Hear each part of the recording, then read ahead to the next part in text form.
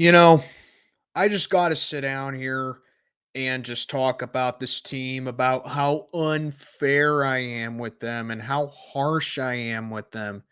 Yeah, well, you know what, guys? Here's a little harsh reality for you. Life ain't fair.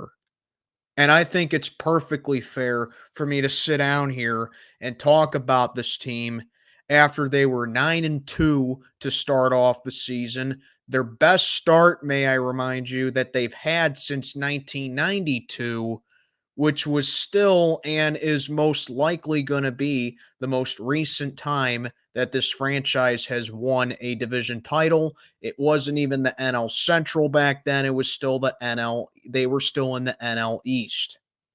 So you might have to excuse me for being tough on them and having some choice words for them and being negative about them. Because I'll tell you, if they didn't have that slump and if they just had a minor setback offensively, guess what? They could potentially be right there with the Brewers for being in the NL Central lead. And I'm not even asking for the offense to be elite. I'm not even asking for the offense to be historically great.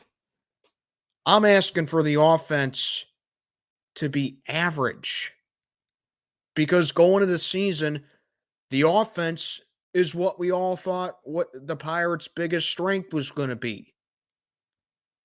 And we all thought that the pitching was going to be the Achilles heel for them. Complete opposite. Halfway through the season, and it's the complete opposite. And it doesn't get any better position by position. You want numbers? Guess what, guys? Your buddy Mac, who's back, always has numbers. Like, comment, subscribe, follow on Instagram. Link is down in the box below. If you can even wrap your head around this, don't let the mediocre record fool you. This team is completely trash. All right. They are worse this year than they were this time last year. And like I said, I have numbers. I know you're not going to like hearing them, but I always have facts to back up my claims. 27th in total offense. 27th. I find that incredibly hard to believe with how up and down this offensive, not even up and down, underwhelming is more accurate to describe it. Underwhelming. Okay? Because Ke'Bryan Hayes, we all expected him to take that next step forward in the bat, and he got off to a great start. And now it's looking like he can't hit his way out of a paper bag. O'Neal Cruz, the less said about him, the better. I know, he was hurt last year. Well, guess what? He's played the majority of this season, and if he's on the field, he's healthy enough to play. He's batting in the 230s. Oh, but because he can occasionally run into a ball and because he can throw fast, we'll just keep giving him a pass for it. Yeah, don't mind him with his awful OPS, with him striking out a Brazilian times and him batting in the 230s. Basically, he's in the same neighborhood as Rowdy Tellez. And y'all know how I feel about Rowdy Tellez. But we'll just keep giving him a pass for that. Disgraceful. Okay. Let's see. Who else? Jack Sawinski, major disappointment. I don't even want to scratch the surface about how bad the catchers have been. 25th in catching, by the way. And as I was saying, I find it incredibly hard to believe that there are actually three worse teams offensively than us. And as I keep saying, they're probably the three teams that come to your head at first.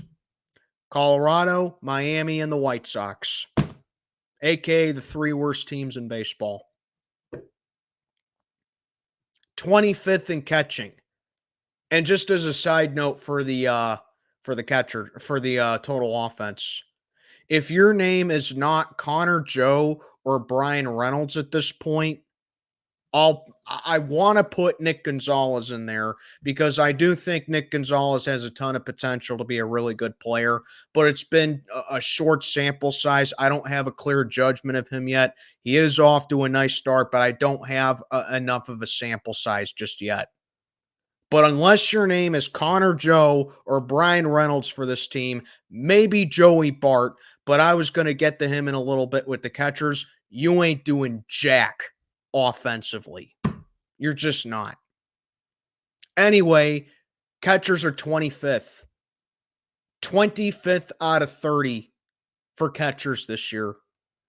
And that's, you can live with bad catching, at least offensively. You can live with that if the rest of the team is performing, and it isn't. Yasmani Grandal, his defense has been terrible. Henry Davis looking like a massive bust so far. And like I was talking about Joey Bart, I like him. I think he has good pop in the bat. I think he's a patient hitter. I think he's a good defensive catcher as well. I just wish our jackass manager would give him more playing time. You know, it's really not that hard to figure out. I think the main thing with catching with the Pirates is that if Endy Rodriguez was healthy and if Endy Rodriguez continued to rake like he did last year, I think the catching would have a better identity. I'm not using that as an excuse, but I hope it explains it. You know what I mean? But the catching has been deplorable this year. And then you take a look at the rest of the team. 17th at first base, 14th at second base, 22nd at shortstop, aka O'Neal Cruz is 22nd overall when it comes to starting shortstops. Yeah. And this is the guy that everybody and their mother hypes up to be in the face of this franchise, O'Neal Cruz. 22nd out of 30 when it comes to starting shortstops. Inexcusable. That's why I'm hard on him. Okay? Because like I said about a month ago, no one on this team has disappointed me more than O'Neal Cruz.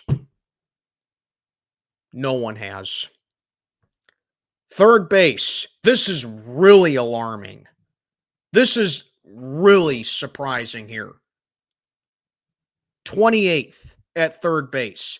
And that's with Ke'Bryan Hayes playing the majority of the time at third base. The reigning National League Gold Glover at third base. 28th at third base for the Pirates this year.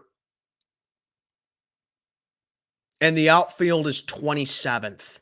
Overall, the Pirates are 15th defensively. The 15th ranked defensive team. That is disappointing because everyone could have expected the Pirates to at least be a top 10 defensive team. And halfway through the season, they're barely middle of the pack. They're barely average.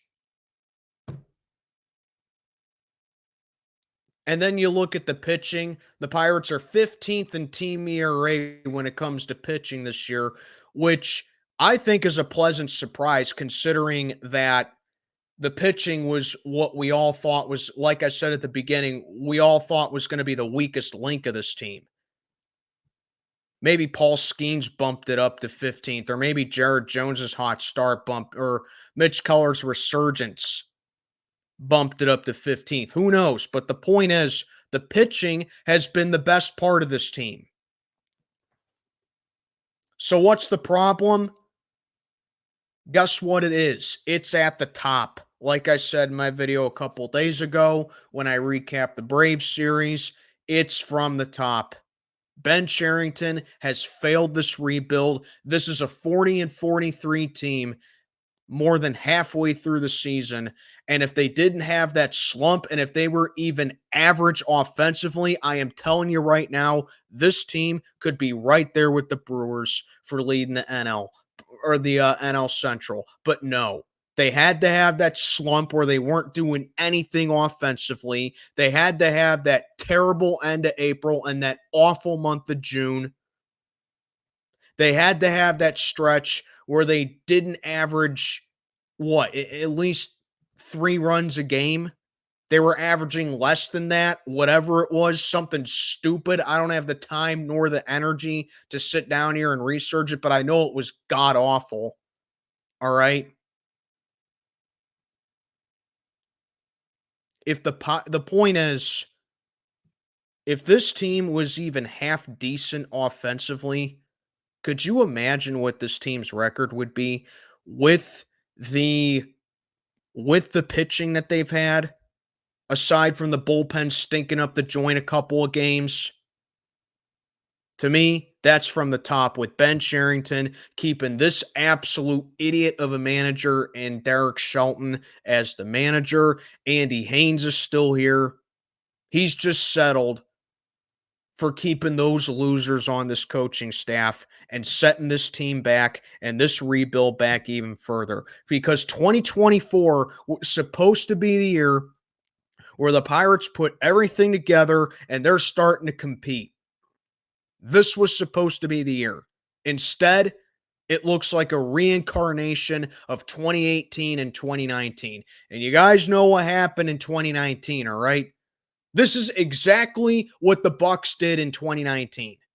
They were hovering at 500 at the All-Star break and towards the All-Star break in 2019.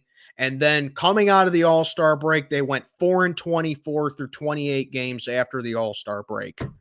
I'm telling you, the Pirates are another horrible slump and another horrible stretch away from this being a complete repeat of 2019. And who's to say it doesn't happen again? Because guess what? You got 7 important games coming up.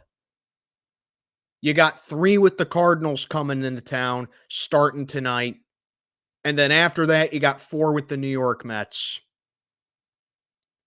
I'm telling you guys this right now, if they do not win at least 4 of these next 7 games, I don't care how you do it. I don't care if you take 3 out of 4 against the Mets and then lose the series to St. Louis. Preferably, I'd like them to take the series against St. Louis and then split with the Mets because I can't stand the frickin' Cardinals, man. My longtime subscribers, you know how I feel about the Cardinals.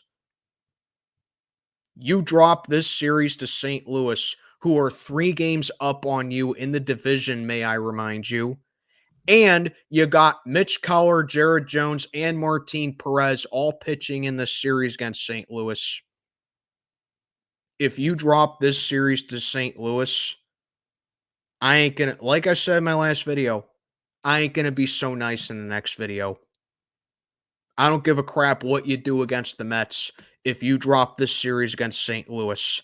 I don't care how you do it. I don't care if you beat them by 1. I don't care if you beat them by 101.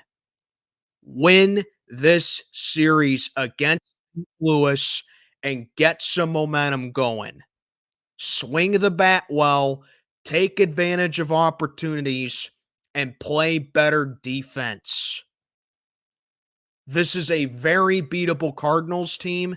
This is a Mets team that's been 500 all season as far as I'm concerned. But then again, they whooped their ass in Queens the last time we played them.